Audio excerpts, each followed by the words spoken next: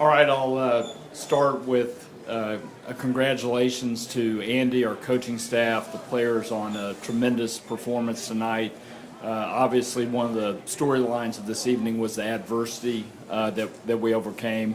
In the course of any season, you're always going to face adversity, and I really feel like during this past week, we almost faced a season's worth of adversity, starting with Patrick's ankle injury last week and Travis's back tightening up on him on Friday, and then, of course, all the injuries tonight, particularly at the receiver position.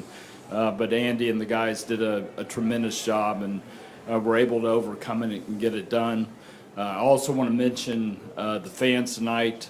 They were incredible. I had multiple people mention to me what a great atmosphere this was, how loud it was, the energy level. Of course, that's always true of any game here at GEHA Field at Arrowhead, but I thought it was particularly true tonight, and getting to celebrate winning the Lamar Hunt Trophy with our fans is very, very special for our family and the entire organization. With that, I'll open it up. Our third time going back to the Super Bowl in the past 4 seasons. I mean, as an owner, does it get any better than this? I don't know that it gets better, but we do know not to take it for granted. One of the things about going 50 years between Super Bowls is it teaches you how much to appreciate it. You know, certainly over the last 5 years, we've been blessed to be in 5 straight AFC Championship games, all here at home. And the 3 Super Bowls that you mentioned, it's special, but we're not going to take it for granted. And hopefully we'll get out there and try to claim another Lombardi. Clark, given that you traded Tyreek Hill back this spring, you had a bunch of young guys playing for you on defense. What were your expectations for this season, say, over the summer? Well, internally, we had high expectations, understanding the challenge of playing with a bunch of young players. If you listen to much of the national media, you would have thought that we had no chance. I remember, Andy commenting in response to a question that, we're not going to be too bad ourselves because people were talking about the other teams in the AFC West.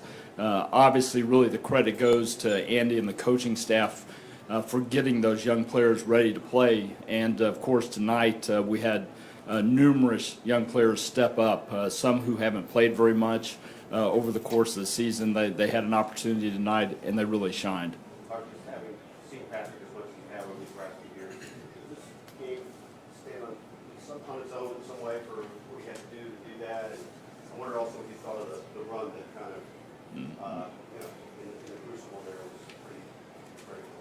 Yeah, Andy and I were talking about Patrick earlier in the week, and I mentioned to him that the great ones always find a way to get it done, particularly when they're facing adversity. And Patrick certainly showed that tonight. Tremendous performance all the way around. Clearly his ankle didn't feel very good in the fourth quarter, and the game couldn't have had a better finishing sequence than having Patrick make that run, get the penalty, put us in field goal position that ultimately led to the win.